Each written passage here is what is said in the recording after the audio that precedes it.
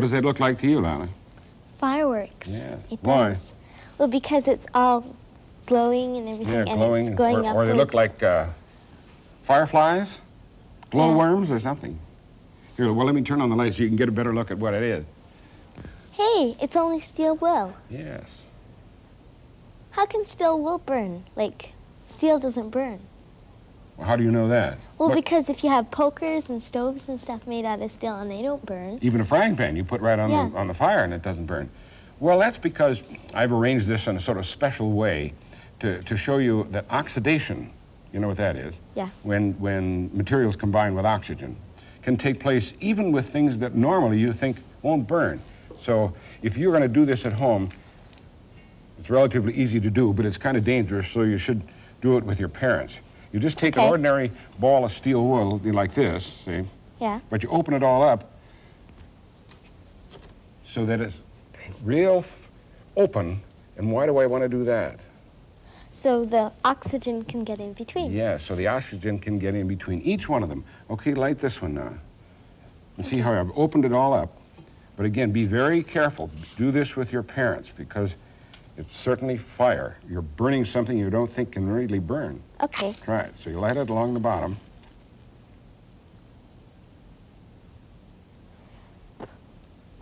And now notice each one of the little strands of steel is obviously hot enough that then the match flame was hot enough to get it started. And then each one of them has a lot of oxygen so it can really burn. It turns red hot. Yes. In fact, there's a little heat coming off of it. Yeah, it is. It's pretty hot. Now, do you suppose if you lighted a little pad of steel wool all scrunched together, we'd get the same effect? It might burn a little, but I don't know because there's not much oxygen inside it. Because it's not getting much oxygen. Well, let's try it. Now notice I have my cover on here that I put on the table when we're doing dangerous experiments and a couple of bricks. Maybe that will give you a clue. Here is a fuse. You get ready to light it while I wait, make sure this is out. Okay, and I can get it out of the way. Now, what do you predict is going to happen? Only a little bit of it is going to burn. Because? Because there's no oxygen inside. Well, not very much. Try it once. You say when the fuse gets down there, there's a little bit burning already.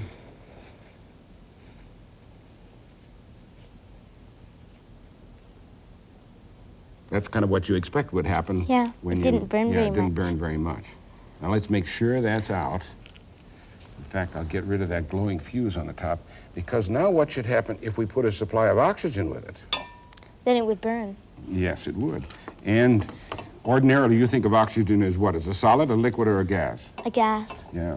But there are chemicals that have oxygen in them. Really? Yeah, carbon dioxide gets oxygen in it, combined with carbon. I guess so. Yeah, combined with carbon. Well, I have a chemical here that when you get it heated up, it releases oxygen. So we're going to sort of make a jelly roll out of steel wool. You begin to roll it up, and here's the chemical that's in powder form, but will release oxygen. Look like we're making a jelly roll? Yeah. Keep going.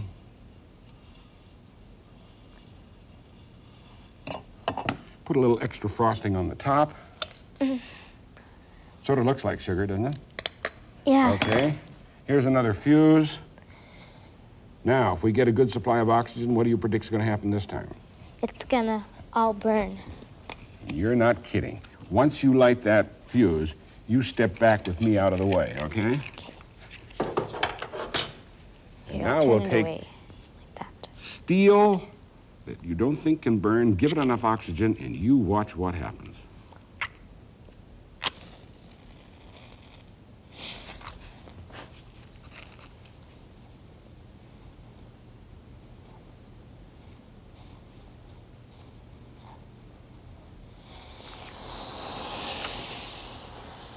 Holy, that's bright. Yes. So when you supply even things you don't think can combine with oxygen, when you supply enough of it, and you also get it hot enough, even steel will burn.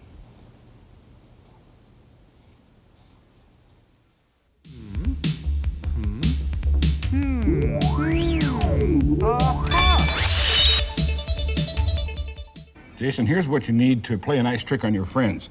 A spool, a playing card that you put a pin through the middle like that. Oh, okay. Then you put the card on top of the spool, and what you have your friends do is blow through the hole in the spool to blow the card off. All right, that's easy. Looks it.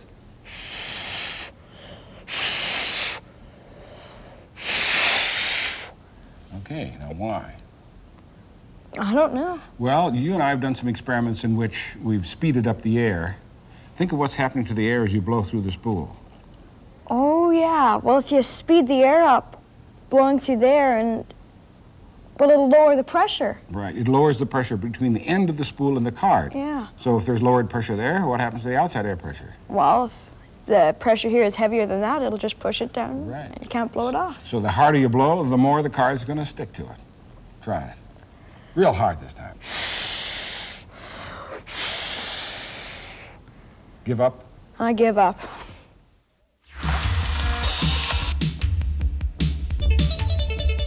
The larger insect is a female firefly, and the smaller one a male.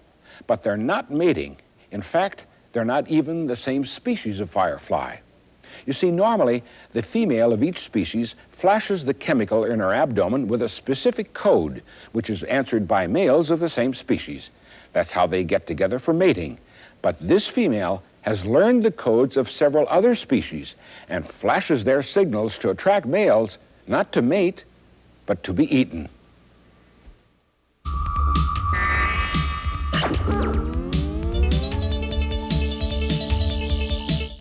Tanis, have you ever chewed string together? No, I've never even tried to chew string Well, it before. takes a great deal of skill and a little bit of magic. Here's a loop of string, see, tied. Okay, there's the scissors. You pick up the scissors, and I will form this into two loops like this, see?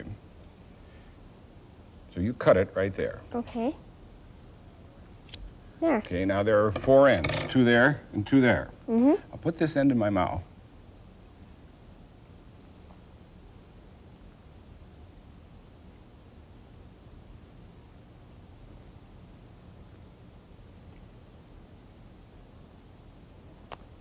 Wow, how did you do that? Chewed it together.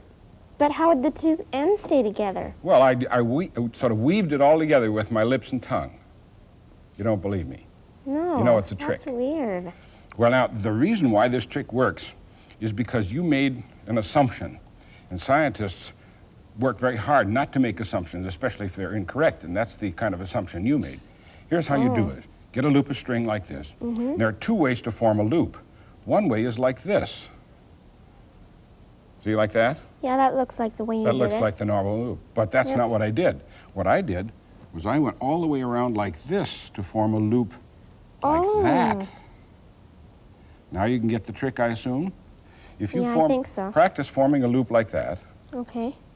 I'll get ready to cut it.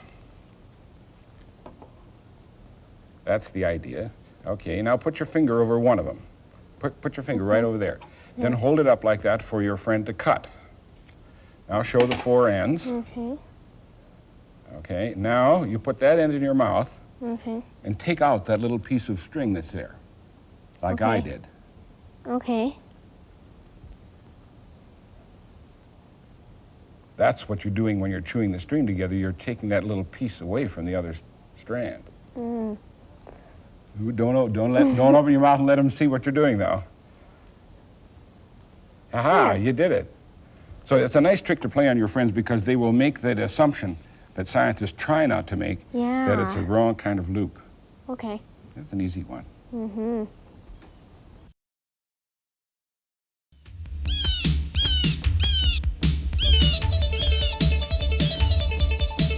Today, Stacy, you're going to be a fingerprint detective. You're going to have to find the guilty finger.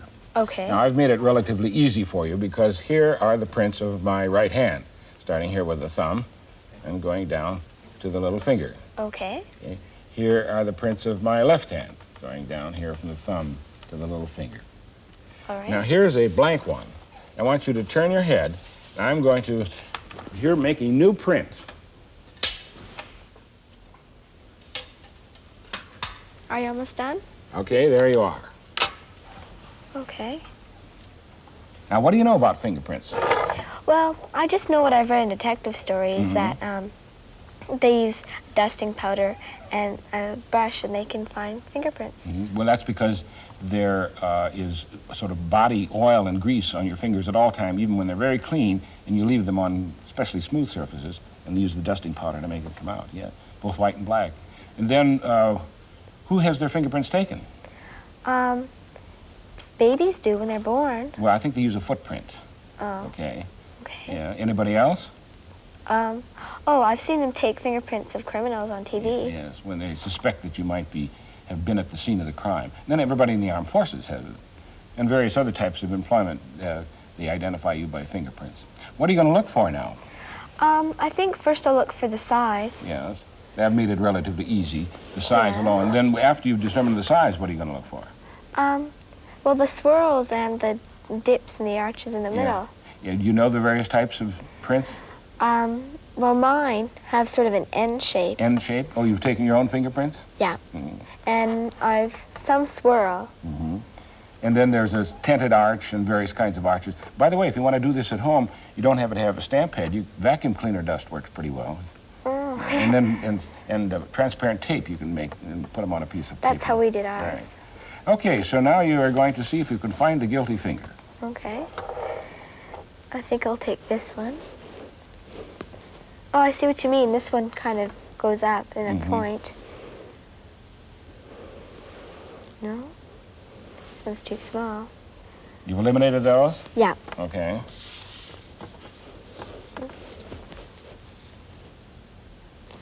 That one's... Going to keep that? Yeah. Okay. See, this one swirls, too. Yeah. No? No? I've eliminated these ones, too. Okay. Here's the magnifying glass. Now you can take a close look at it. Okay. First of all, what does it really look like? Is it a tent, arch, swirl, what? It comes from the side and goes up Okay. and curves around.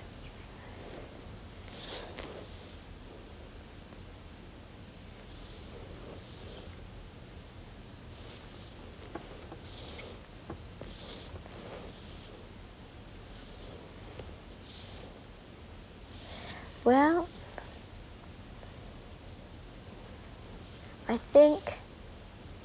I think your left thumb is the guilty finger. You think the left thumb is the Yeah. guilty finger. All right, let's see if you were right. There are the prints, and here's the guilty finger, the left thumb.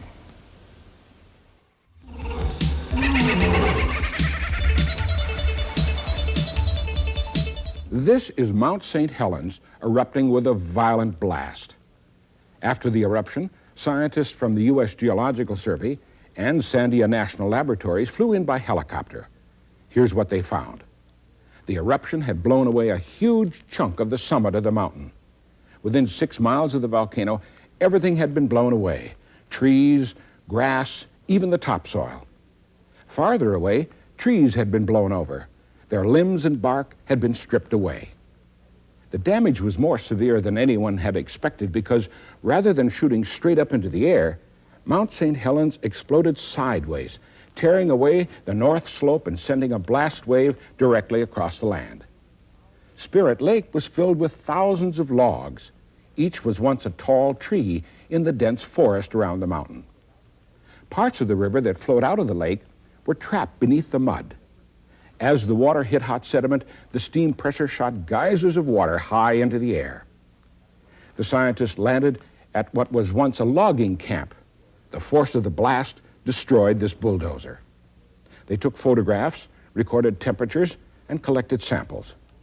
From melted plastic articles, they estimated the heat of the blast wave that moved down the mountain at speeds of up to 200 miles per hour. In spite of all the damage to some 150 square miles and an explosion equal to 10 million tons of TNT, the scientists concluded this was a small eruption. The information collected on expeditions like this will help scientists understand volcanic activity in the Pacific Northwest. You see, Mount St. Helens isn't the only volcano in the area with a record of eruptions in the last 200 years. Others include Mount Rainier, Mount Lassen, Mount Baker, Mount Hood, and Mount Shasta. Scientists will continue to go on expeditions to Mount St. Helens to study it in detail so that they can better predict volcanic eruptions in the future.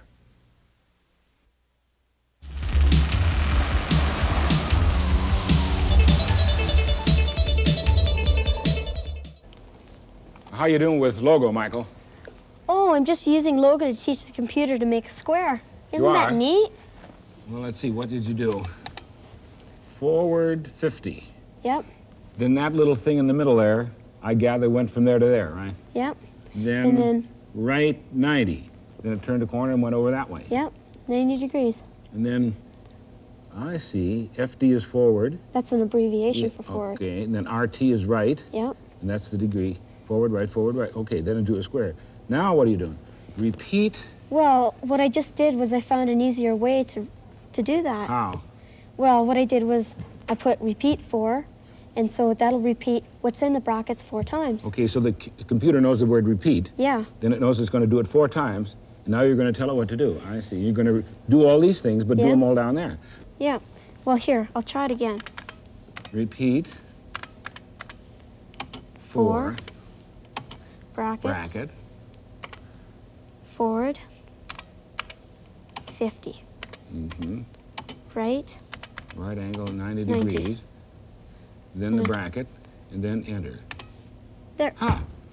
Neat, hey? So the computer knows how to square right now? Well, not exactly, because I have to program it first. Let me show you. What? Square. I don't know how to square. Okay. So it doesn't know how to square. You're going to teach the computer to do it? Yeah. Okay, what do you do to do that? So I have to go like, see, 2, square. Okay. Then it has a different little Oh, a different kind of thing computer over there, thing. yes. Now, Okay, now I put all those little... that whole line up there? Yeah. Okay, what is it? Repeat 4. Repeat 4. Bracket. 4. Bracket. Forward. Oh, I see what, you're writing a little program. Yeah, Oh, you're That's writing all a it is. program called Square. 90. And now, all I have to do is print out end. Why? Well, that's all it needs to do a square. Oh, in other So words, that's the end that of tells it. the computer that's the end of your program. Yeah. Okay. Square Square has been defined. defined. Okay, now, in order to make a square, clear the screen. Now what happens? Okay, That's now what all I CS have to do is is print out square. A-R-E. And now, return. Aha. just printed out a square. Just like Isn't that that. neat? Yeah. I've got this really, really neat design, and I call it the flower. The flower? Yeah. You mean you already have a program called Yeah. Flower? Okay, what's Isn't that that look neat? like? Okay, clear screen. Yeah. Okay, I'll clear text too. Oh, I see. That got rid Okay. of all the printing. Now, Okay, this now is flower. all I have to do is print out flower. F-L-O-W-E-R. And enter, and let's see what you've done. Oh, it's taking your basic program and repeating it over and over, twisting it each time, and each time a different color. Oh. Looks like a flower, doesn't it? Yes, it certainly does. Very neat.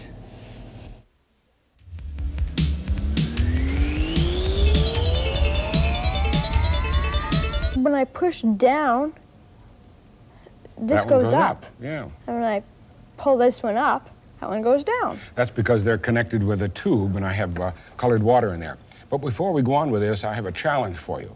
Okay. I want to challenge you to lift a car with one hand. With one hand, I don't really think I could even lift the car with 2 hands, so. Or maybe even 4 or 5 or 6 if you got some Yeah. friends, right? It's pretty heavy. Well, you're going to be able to do it with one hand with the help of a hydraulic jack. And that's what you were playing with here. Really? Let's start from the beginning. Okay. You notice that when you push down on this one up. Go. Right. Now go the reverse. Pull up on the little one.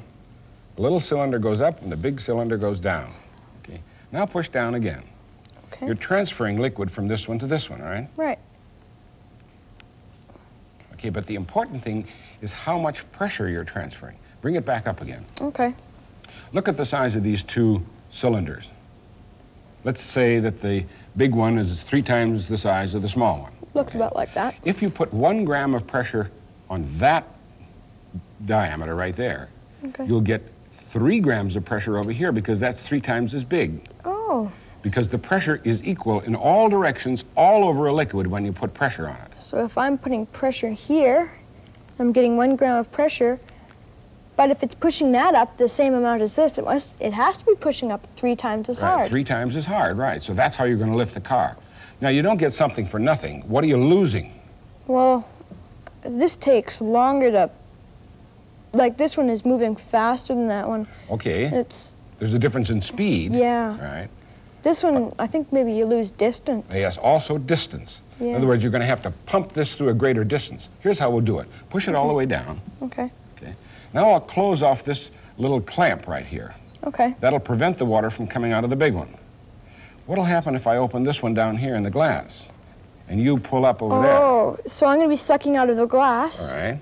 and then I'll, Okay, Then you you got put- it there? then if you close Close that that one. and open that, I'll pump that one up to 30 now, Right. right? Pour, there you go. Okay.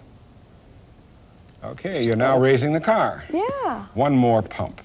Oh, Okay. Here comes more water from the reservoir.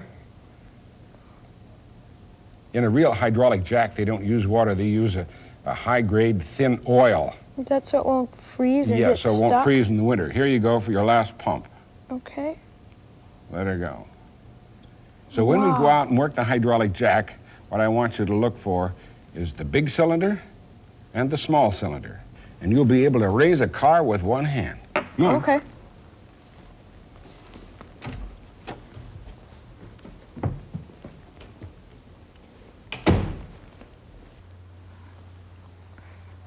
Okay, Jason, here's the car you're going to lift with one hand. And there's the hydraulic jack that's going to help you do it. Oh, I see. There's the little cylinder and the big cylinder. Mm-hmm.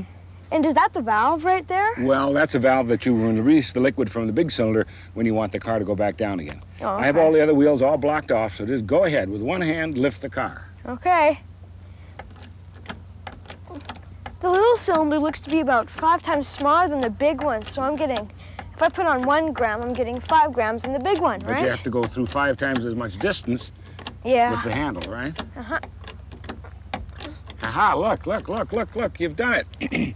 With the help of a hydraulic jack, you lifted a car with one hand.